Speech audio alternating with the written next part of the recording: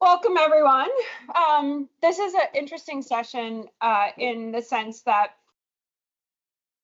combination of thinking about philanthropy and understanding a little bit more about where philanthropy is in Delaware, especially given all the major shifts we've seen in the funding environment in the last year or so, with evaluation perspectives and approaches that should be enabled in order to help better understand how to position yourself and your proposals and sort of enhance the field. So we have Sue Giancola, who is evaluation specialist. Are you going to go last, or when are you going to go? Second.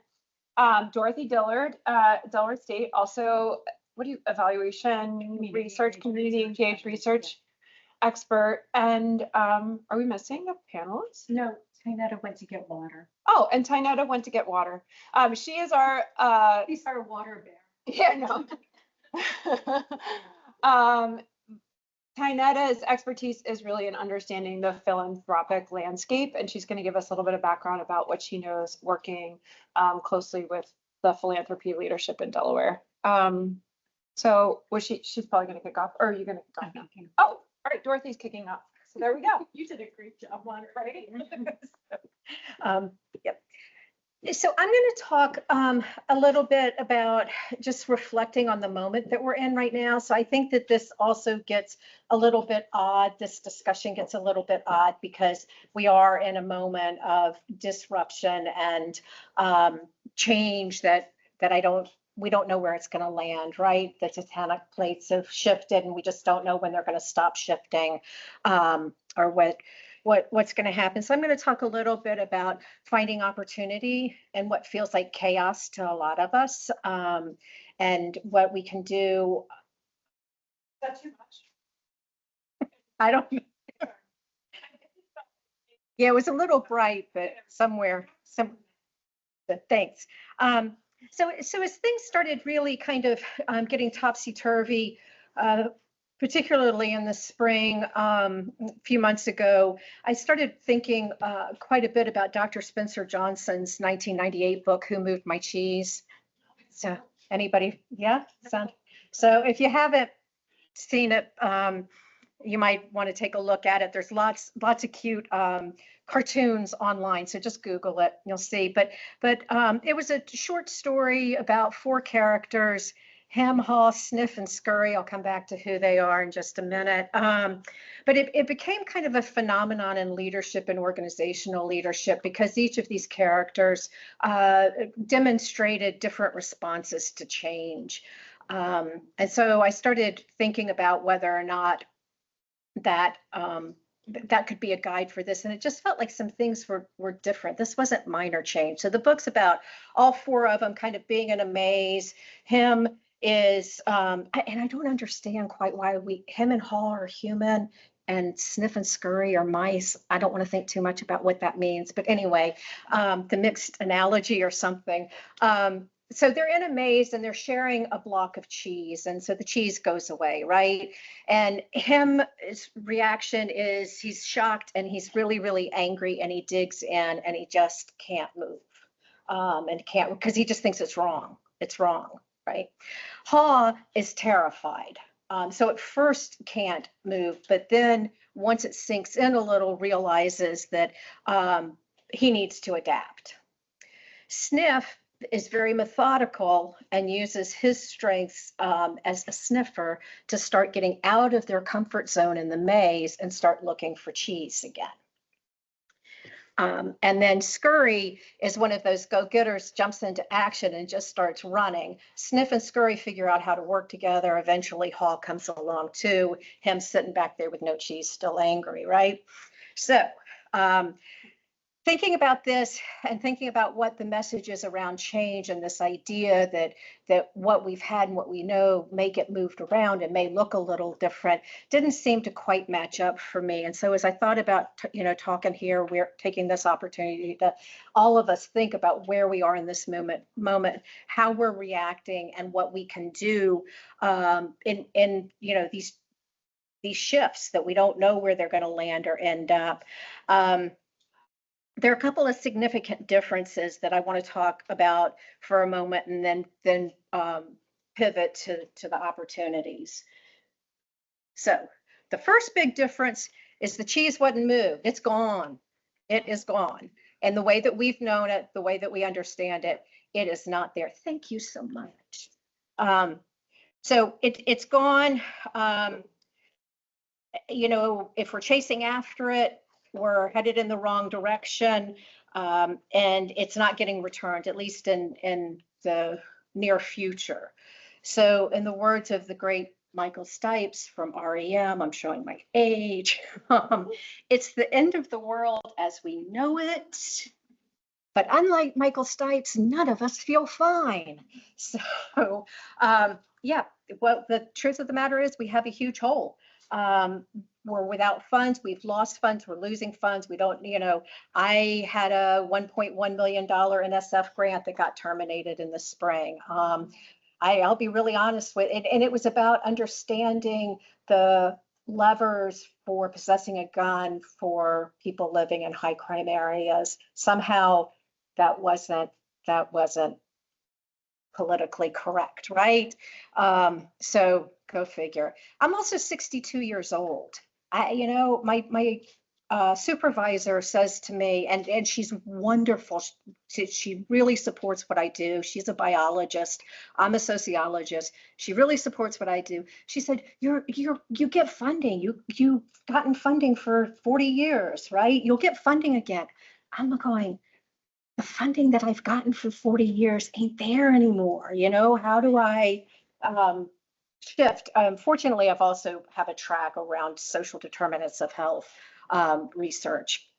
But yeah, so and our clients, those of us who are working, our patients, our clients are looking at not having the services they need, right? So we've got a big hole here in a lot of different ways, both service provision, healthcare, funding. So the first question is, how are you reacting to that? Are you digging in? Are you angry? Are you screaming, it's not right, it's not right, it's not right? Are you slowly coming around to accepting it? Are you methodically looking for what you've always looked for? And if you're running quickly to try to find things, what are you running to, right? So we've got this really kind of unknown set of circumstances that make our typical responses to change not optimal. So here are the things that I think that we've got some opportunity around. Oh, this is hem and haw, and see, aren't they cute? Yeah. So if you just Google who moved my cheese, you get all sorts of cartoons around them. So we need to respond differently. We have some moments where we can step up and really take space in that hole and up and out of that hole, so that we have a louder voice in what's getting funded, how it's getting funded, and who's involved in that funding. So I'll talk a little bit more specifically about community engagement here. So we need to respond differently. So what do we mean by differently? These two guys figured out working together early on. We need to continue that. We need to bring in others as they come along, even though they may be slow to respond. We need to work collectively. We need to make sure that we are bringing in authentically and equitably our community members. So Gwen said that hearing community and community engagement is really heartwarming. It's heartwarming to me too, that we're starting to see all researchers, from lab scientists to those of us who are naturally and trained to be community engaged researchers, understanding the importance of community engagement. In the medical world, we have sometimes it's 12, sometimes it's 17 years translation for what happens in the lab till it gets to the patient, right? That's way too long. It's way too long with the funding. It's way too long for the people who need that. It was really interesting to hear Dr. Wender say that even with new technology to improve that, the disparity is made greater, right? It's worsened. So how do we take what's going on right now and bring in community to inform us, to inform research? And how do we work with our other partners? So we heard lots of great examples of research, academic research, hospital-based research, partnering with community organizations. How are we working together across community organizations? Unfortunately, we've created a service provision industry that's based on material industry, and so it's competitive, and we've got to take this opportunity now to move beyond that and figure out doing shared budgeting, figure out how to do shared service provision, focusing on the whole family, right? And then bring in also the health and the researchers and the evaluation pieces of that. So just real quickly, an example of our lab scientist at Delaware State University. I got this small grant actually from the Delaware Health Sciences Association to do this project with the Delaware Breast Cancer Association. And I brought in a couple of biologists who often say when we go to help them with their community engaged research components of their grants, I don't have a community. I'm like, you do have a community. You know, whoever, don't you want someone using your research, you know, and whoever that next person to use your research is, that's your community. But also when you're in the health sciences, don't you want to help the people? So we worked with Delaware Breast Cancer Coalition and their Champion program to have the champions who actually are Haitian Creole women in Sussex County come and learn about what's happening in the lab around triple negative breast cancer. And it was one of the most satisfying and really fulfilling project that I ever worked on. But one of the greatest pieces of it is the fact that the biology folks understood how important it is to teach their students about community engagement. So we also heard that from Dr. Winstead, who's working more in the chemistry. So we've got to figure out working better together and reducing that translation time. So that's one thing we've got to learn how to do. We also need to change our goal. Looking for the same cheese, already clear that's not there, but we got to push ourselves to get to those metrics. And Sue's going to tell you how to do it, right? To get to those metrics beyond counting. And I heard someone say, start with counting. It's too late to start with counting. We've got to get past outputs.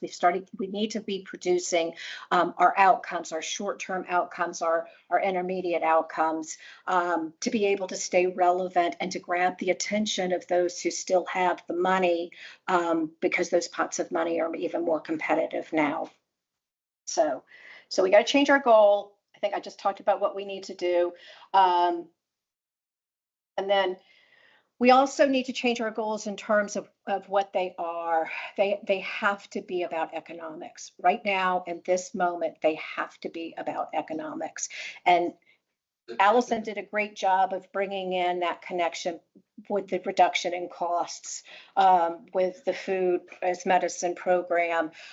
Rand Corporation did it in the 90s, I think it's been that long, where they figured out for every dollar spent on substance abuse treatment, we save $7, that the local and state government saves $7. We're still using that. So we don't have to come up with those numbers, but we have to know how to interpret what we're doing as a contribution to those reductions in reliance on government and other support, whether that's at the individual level or the organizational level.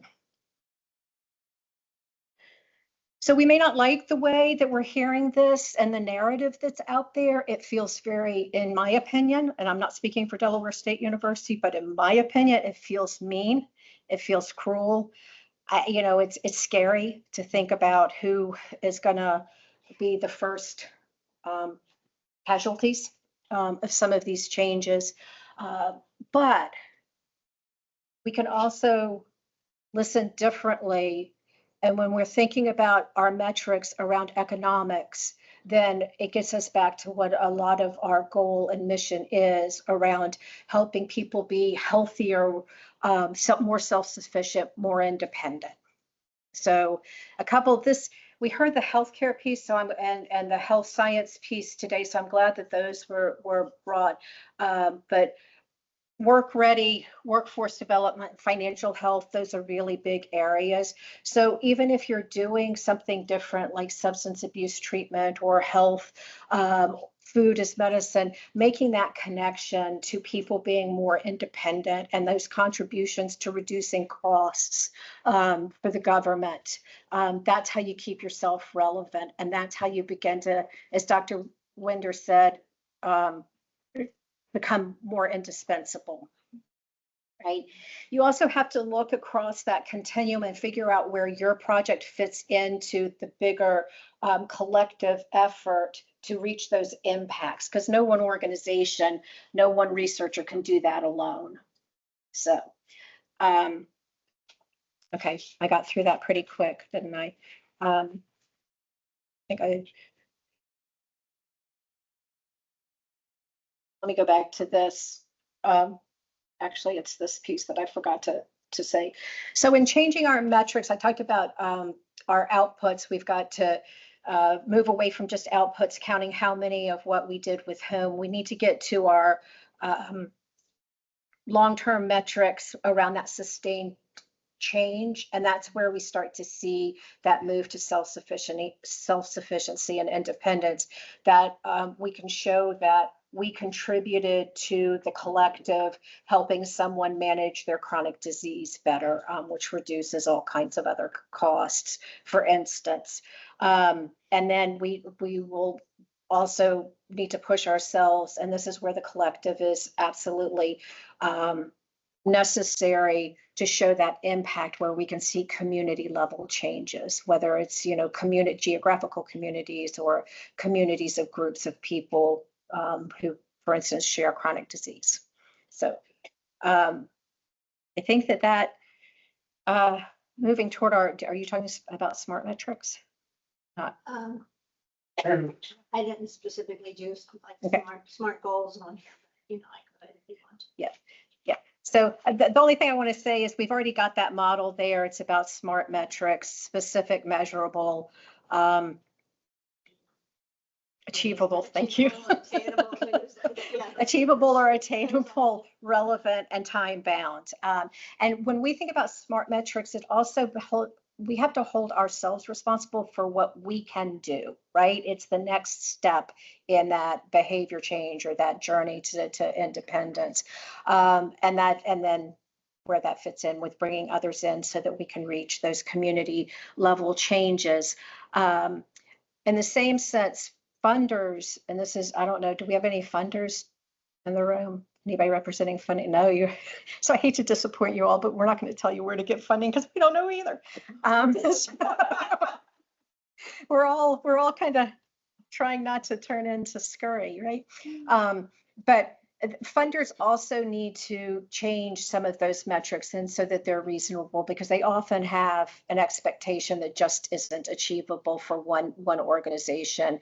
And so we need to also have confidence in what we do, and when we step into that space, work with funders, work in our grant presentation and our applications with a narrative that says, we kind of know you're looking for this. This is what we can do, and it's going to get us there. But we need these precursor steps, right?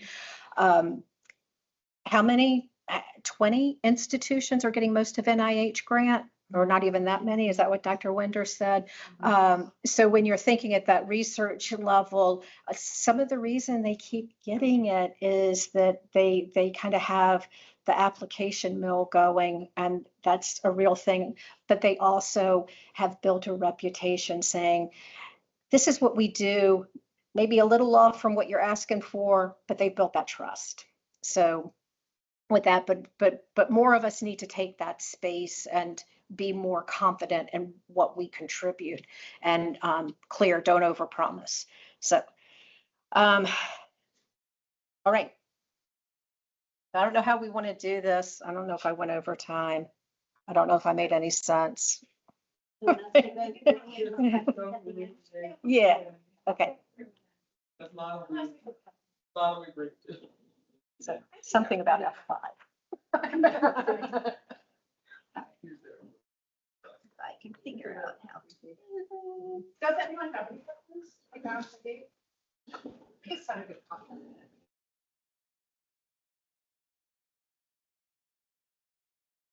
He was right. He told me. F5 and it worked. Allison, could I ask you for a favor? Will you just keep a little, I'm gonna keep an eye on time, but if you also, I get to where like 2 minutes and you need me to stop, however much time you want to give me, I'll speed up. Okay, so I'm Sue Giancola. I work with the Center for Research in Education and Social Policy at the University of Delaware. And I also lead the evaluation science program there. So I'm going to be talking a bit about evaluation, but evaluation in the context of framing and funding community engagement initiatives. So 2 pieces to that. Framing it with continuous improvement. I'm going to talk about that piece, and also seeking funding by showing impact and effectiveness. So I'm going to show you some of the ways that we have been looking at showing impact, especially for we heard about these projects that we work with take a long time till you see the real impacts. So how can we build something compelling in order to get additional funding? I have this quote here. It's not the strongest of the species that survive, not the most intelligent, but the one most responsive to change. And I just really like that quote because, you know, we can build the best programs. We can have a lot of resources, but if we don't pay attention to our environment, partner with community members, we're not going to last. We need to be responsive to the changes that we see in our environment.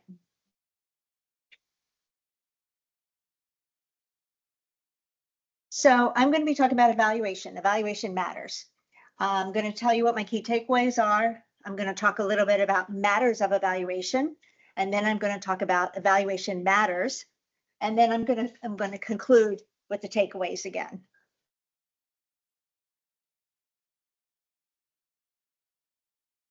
So my key takeaways are that evaluation facilitates effectiveness. So evaluating your program while it's in operation can help you to have the kind of impact that you want to have.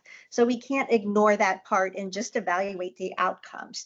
We want to create an environment that allows the best outcomes to be seen, to be had. We're also going to say evaluation maximizes the likelihood of impact, which is really the same sort of thing. You have an effective program, you're more likely to have a better impact, and we measure impact with evaluation.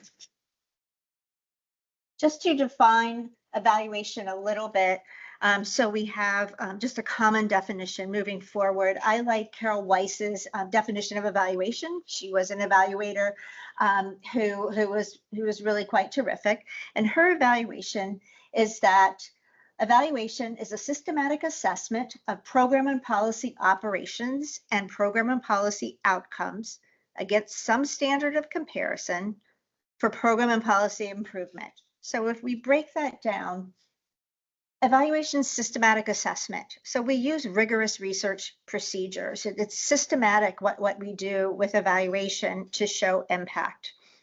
We use same quantitative, qualitative, mixed methods research that any research uses.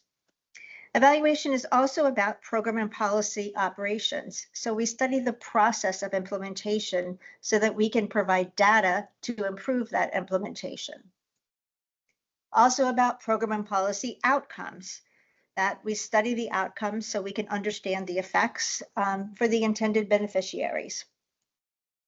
Against some standard of comparison, that's the part that's really kind of difficult, I think, with evaluation is you can measure, but how much is enough? How much is enough that, okay, I've made, the funders made an investment in this project, we've evaluated, this is what we found. What is enough to keep the funding going?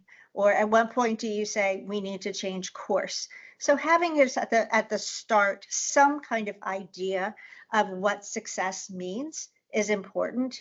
Some funders, like U.S. Department of Education, requires you to set up these standards of comparisons at the start.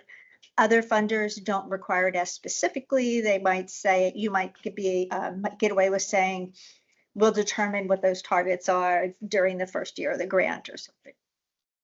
And then finally, evaluation is about program and policy improvement. So the whole reason that we do this is to contribute to the improvement of programs and improvement of policies. So altogether, evaluation is a systematic assessment to improve program and policy operations and program and policy outcomes against some standard of comparison for the purpose of program and policy improvement. So here's just some tips I'm going to talk about, and then I'm going to get in a little more detail with a few practical things. So engaging stakeholders in your planning of a program helps to create a shared vision, helps to facilitate a commitment to the program, and it will help you be more effective. So involving stakeholders from the very start to the planning of the program, the planning of what data to collect, even the analyses of the data, but involving stakeholders in every part of that will facilitate effectiveness because you have the shared commitment. Clearly articulate your program's goals and strategies. This is most all of the work that I do is around this clear articulation of your goals and strategies. And in addition to that, clearly articulate the why. Why do you think these strategies are going to eventually lead to these goals or this impact? So I'm just going to talk briefly about that. I use a logic model. You can use some other type of theory of change, but that's the foundation of your program. A logic model shows you why these things that I'm putting in place for my program should lead to the goals that I have in mind.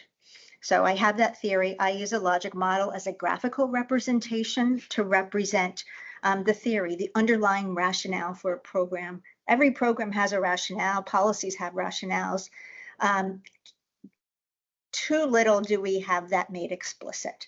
So making that explicit is important for the program, shared commitment, important for the evaluation to frame it focused on the program itself, including both formative and summative evaluation. This gets back to the definition that I said. The formative evaluation is the evaluation of the process to improve the program.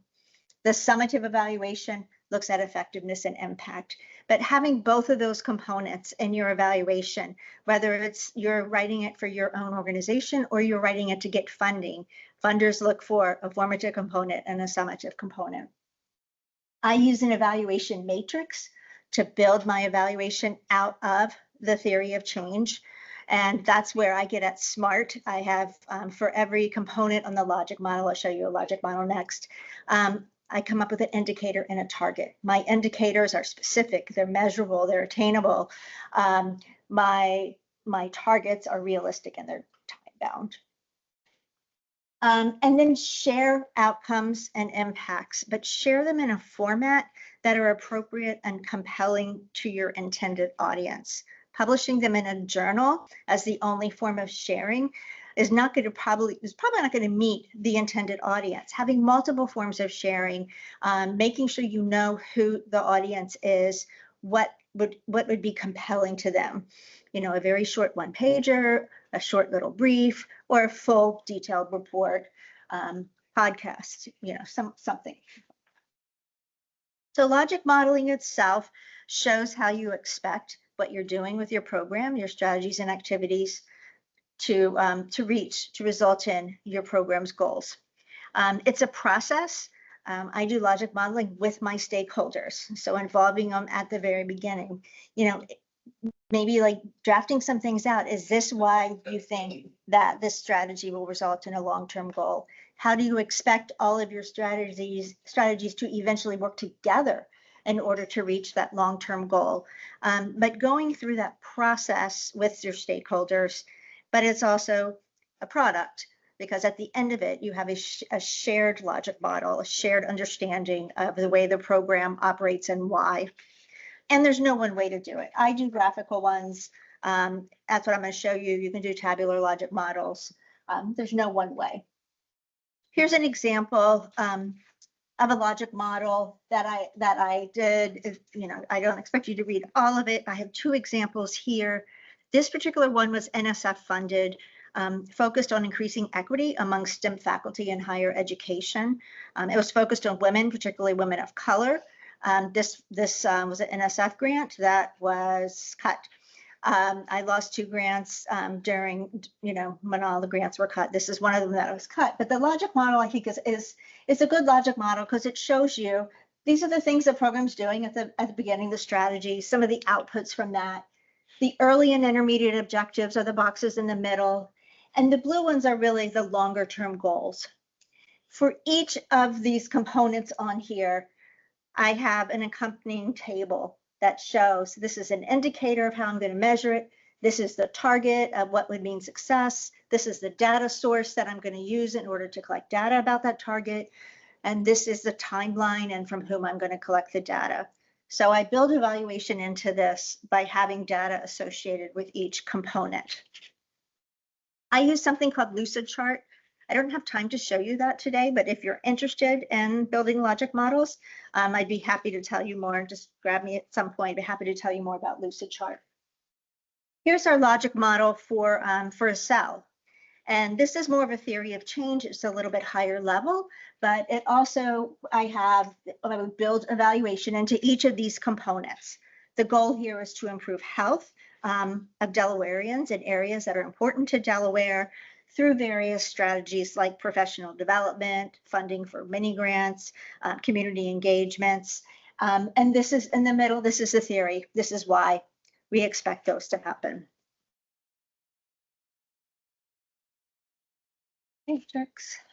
Okay, so I want to kind of transition to the second part and briefly go over this. What is translational science? Translational science is a field of study that focuses on understanding, turning the laboratory, the research that's going on into an intervention that benefits the public. And there's a model called the translational science benefits model that we've been using to do that. So the reason why it's important to evaluate is the same reasons I mentioned earlier, to facilitate the effectiveness of these translational science projects, to maximize the likelihood of impact by providing data for continuous improvement, and to understand the impact. Measure what is measurable and make measurable what is not so. So I'm going to talk about how we try to measure things that may not come to fruition for a while, but try to do it in a compelling way. This is the translational science benefits model. I'm focusing on these 4 areas on the end here: clinical, community, economic, and policy. Those are the main benefits. We do stuff with evaluation with all the different components, but this is the impact part. Here's a list of all the different types of impact.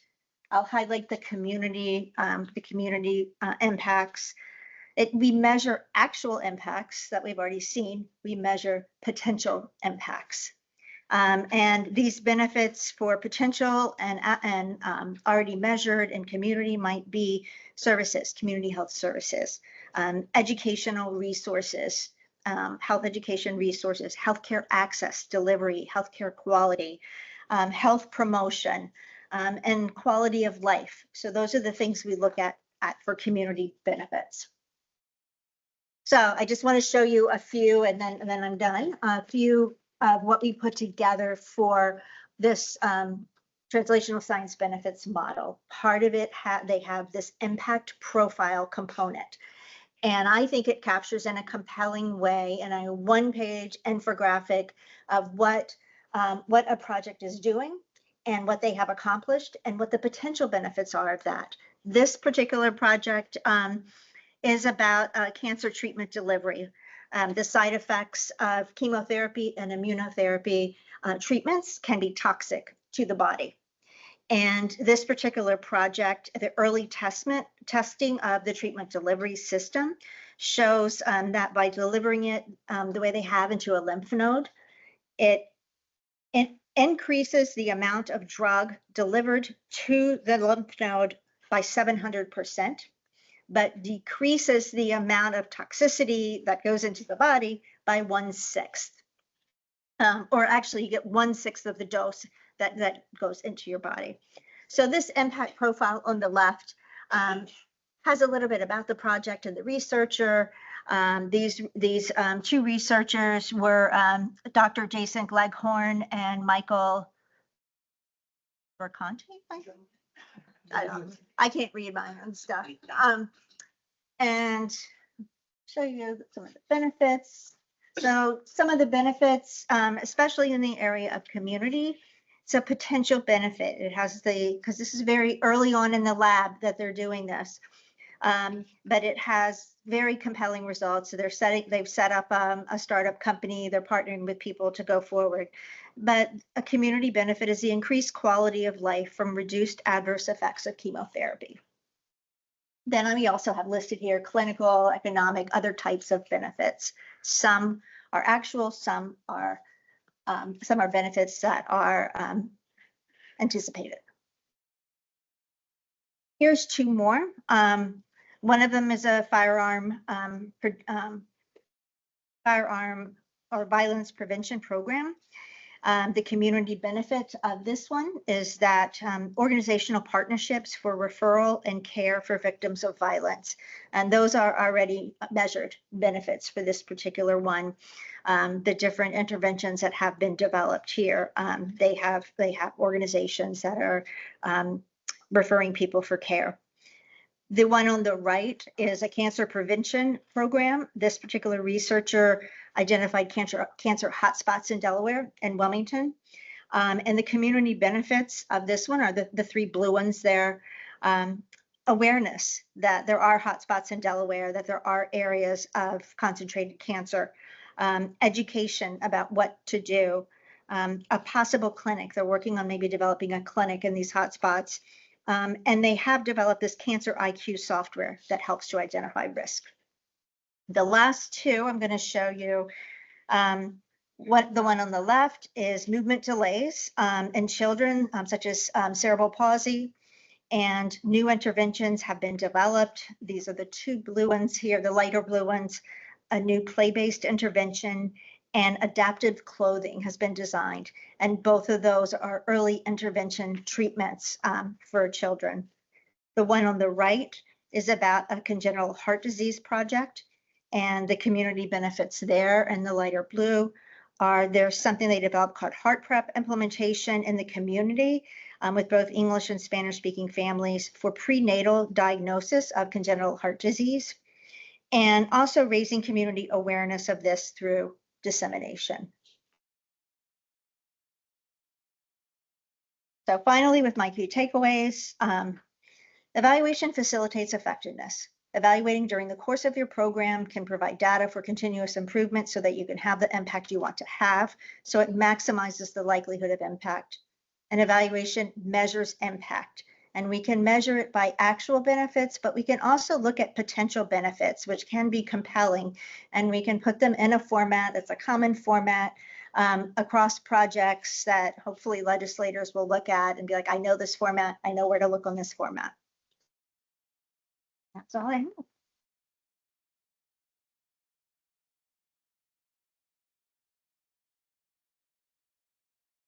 So I think we have less than 10 minutes, so I'll be real quick because no, that's fine. So, I mean, you know, Dr. Wedner, as Dorothy said earlier, did kind of like part of what I was going to say, but yeah, it was just, so I guess for the benefit of everybody, if you didn't read the bio, I was the former president and CEO of Philanthropy Delaware, which was the membership association of the funding community in our state.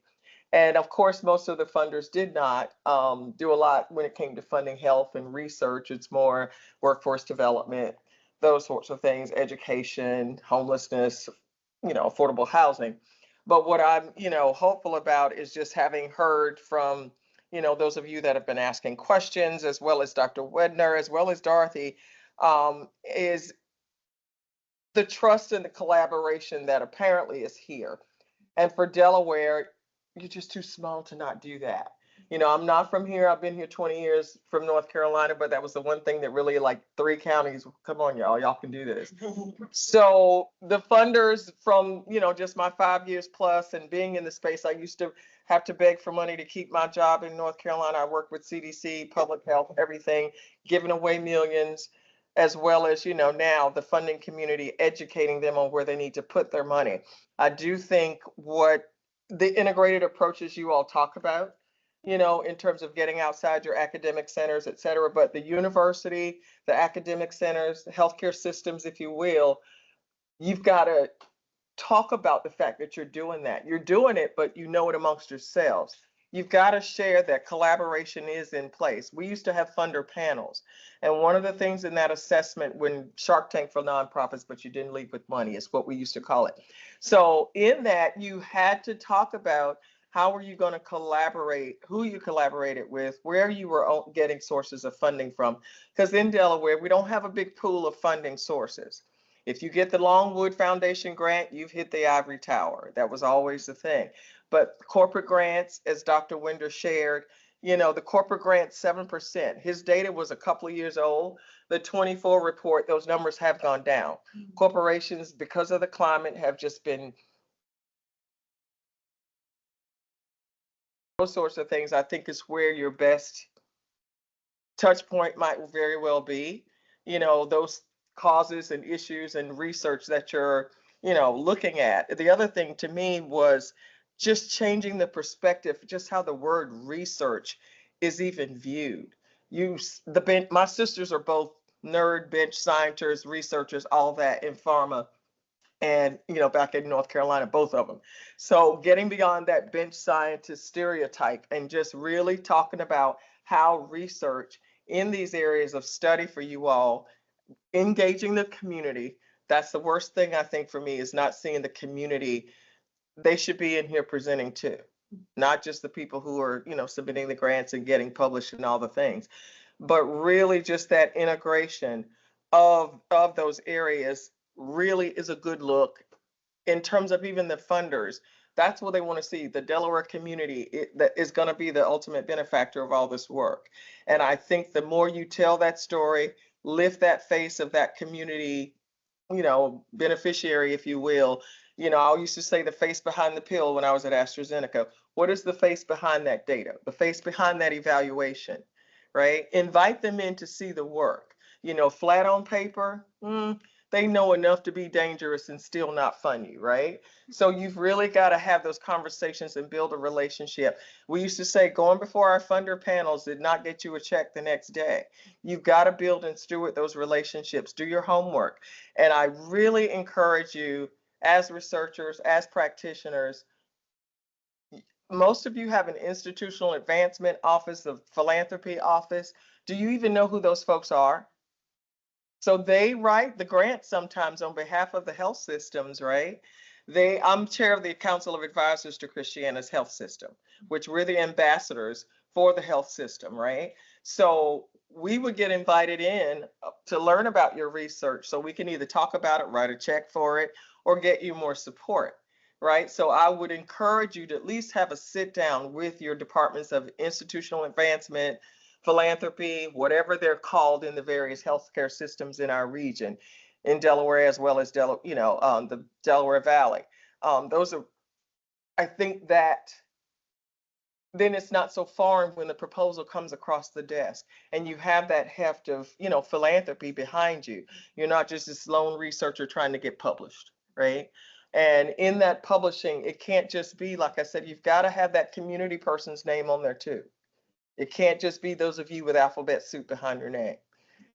Seriously, because for it to really resonate appropriately and you leverage that, I think you have it's just so much stronger to me. Because, I was just saying to Dorothy earlier, I've been in community and public health without the NPH, but I've done so much work in it, over the 20 some odd years of my career. And the conversations are just so cyclical, it gets boring. I could almost press the tape from what I said in 97 and 2000 mid-year and all the things. I mean, I worked with Ogilvy Public Relations around cardiovascular health real heavy. Same dialogue. So shifting the conversation so it doesn't fall on deaf ears, right, is something I really encourage you to do. Your marketing communications departments as well. You know how to tell the story better than they do, and so do your community members. And relying on them to frame up, oh, we did this big grant for X and not write about it with the depth and breadth that, they should, sometimes it's problematic, which can also hurt you in terms of getting funding and it resonating the way it really needs to. I just really think that integration internally beyond just, okay, we're both going to go after this grant, but integration across your health system with philanthropy, with marketing and communications. You know it best. You're the experts, not Marcom, not the person who just got their journalism degree, right? You could tell the story better than anybody, as well as those community folks that you're engaging, to get rid of that perception of you just want to, survey us to death and then we hear nothing, right? Let them be the spokesperson, right? You don't always have to be out front. You know what you did, to get them there. And if they're the beneficiaries of all the good work, I think it would resonate a little better with philanthropy because they're having to make some hard decisions in our states now, especially. I mean, how do you compete with Food Bank losing 16 trucks in April and people still needing to eat? So you've got to put that face behind that research, the face behind that data, and invite them in. Invite the funders in. They do site visits. They like those one-on-one sit downs. So when they're in front of all their trustees or their colleagues corporately, they're armed with facts. They've seen it firsthand. They're proximate to the work, right? And then they don't have to argue or defend as much, when it comes to trying to make those hard funding decisions, because Delaware's funding pool is small and the resources are small and the demand, as we heard all day, is ever growing. So just make sure you truly tell that story. And then just the other thing, I'm just trying to think, how do you navigate this environment without, being the Debbie Downer? Because I was telling Dorothy and someone else today and yesterday, it's like, how do I not come up here and say, there's no money, y'all? But leverage what you do have, though, really. Talk to your funders that have given you grants. If they didn't ask for a report, send one anyway, because they need to see how you leverage the money that you did get, so you can either keep that level of funding and maybe elevate their giving in some way where they have to make those hard decisions. But if making those hard decisions marries up to their strategic imperatives of workforce, affordable housing, that's the other thing with the workforce. Most of the funders are doing workforce development, whether it's justice involved workforce or just workforce, period. Unfortunately, the Delaware State Chamber is sharing that the number of workers 18 to 24 is very low. People aren't engaging in the workforce in Delaware like we need them to. So being able to speak to that workforce and ultimately, as you heard all day, economic development, it speaks to jobs, it speaks to all those things. If you don't have it's great to have an educated workforce, but if they're not a healthy workforce, what's the point? So being able to make all those connection points very clearly, take that data and translate it. A lot of funders do like data, but again, putting that face behind that data for the communities and regions, because most of them now, they're not just funding Delaware, especially the corporate funders. They have larger regions and less money. You hear about Healthy Communities Delaware, the Blueprints thing. That program has been cut. They used to give away a lot of money twice a year. I think November cycle's coming up, but it's less to go around. So you've really got to put that face behind that ask and lift that up, and not necessarily just point to a feather in my cap to be published, or, I won dollars on the bottom line of our books for, our health system or whatever. So I'll shut up on that. I hope that's a little more helpful, but please go and reach out to your colleagues in philanthropy, institutional advancement, and marketing, and collectively approach these grants and put that face behind those asks. You had a question. Yes, I really appreciate you saying this, and it's been something that I think about, especially with the population that I work with. It's not a population that I personally represent, and so I appreciate you saying that the necessity of having community doing the speaking for you. So you think it would be very beneficial to work with the marketing department to film a video or so that they can tell their story, not that they're telling their story. Totally. Because again, if you're coming to me for funding and you talk, I hate it when I see people go after grants around disparities, health equity. Where's the people that are, impacted by this?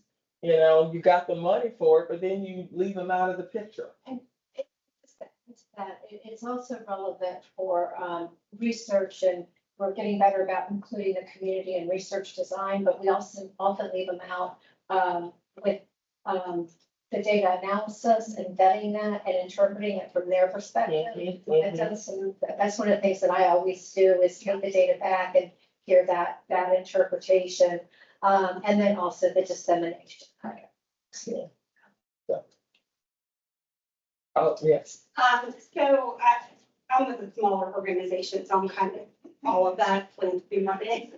So, I mean, you've got me convinced, but I also have to work with physicians. Sorry, if there's a listener. So I've got to change their mind.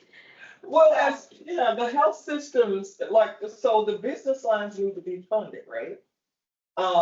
And philanthropy works to, secure funding for the various business lines who are still the patient benefit part of that.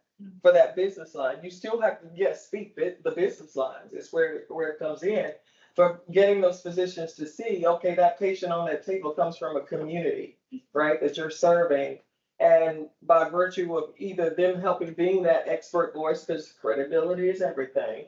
Not to say the people who are doing the work on the ground, the health workers and all those aren't credible, but having that physician or that clinical team, even if you will, to speak to it in a way that average Joe can understand, as it relates to why, the funding needs to happen the way it happens, as well as, I don't know, the engagement of the staff here with the ops budget.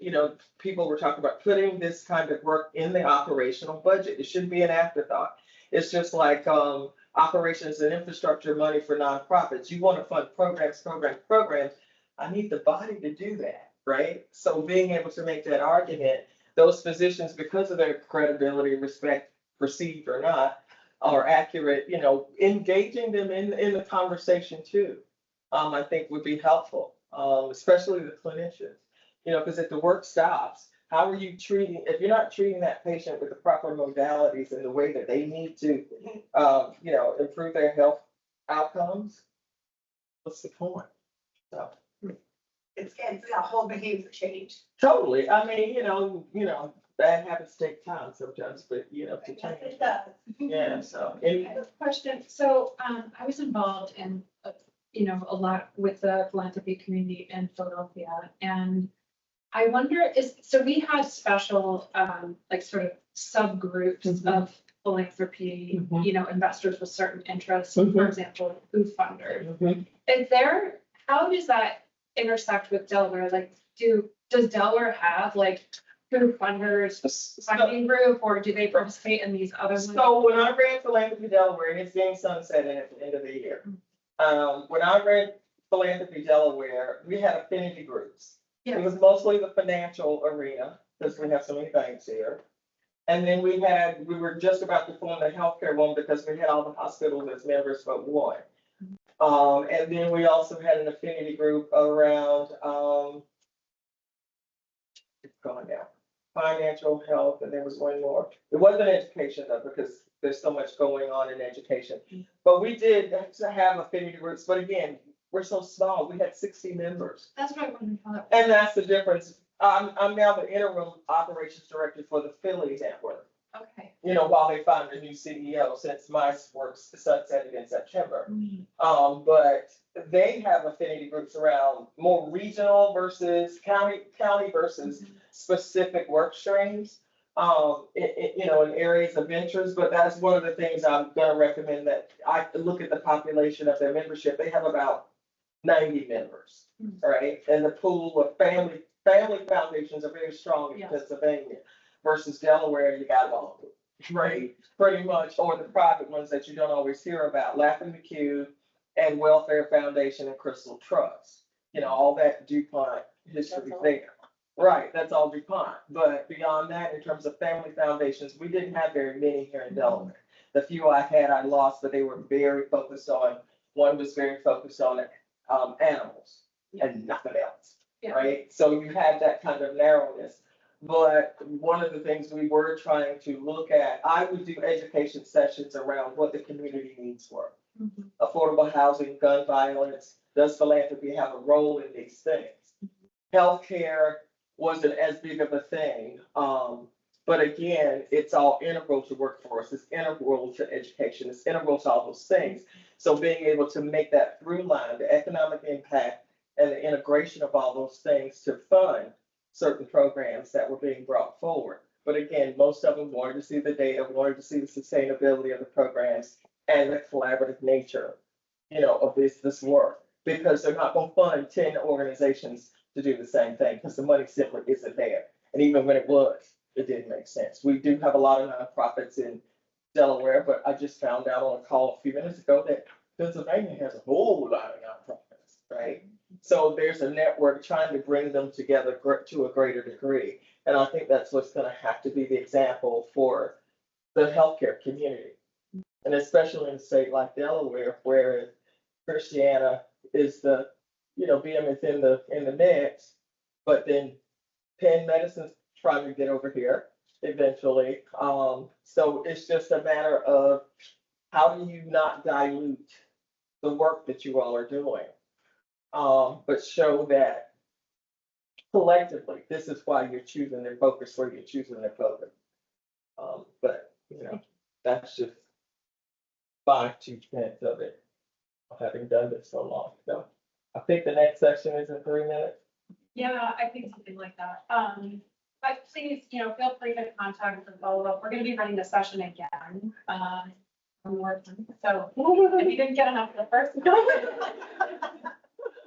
Yeah, I wasn't sure what I was gonna say or how, but hopefully it helped a little bit in terms of, like I said, working with your teams internally. It's gotta be all of you at the desk at the same time, philanthropy and your Marcom and how you message about your work.